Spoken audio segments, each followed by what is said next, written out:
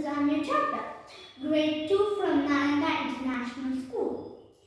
Today I am representing as misunderstood words.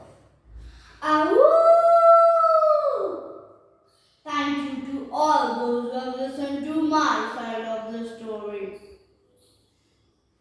With 3 little bits. Man, you accidentally knocked down some pigs' houses with a sneeze. And I start telling stories about you. To those who did not believe me, here goes. I was babysitting the 7 goat kids and giving their mother a well-needed break.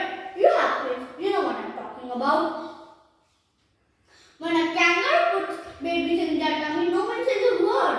But when a wolf does it, people make stories, huh?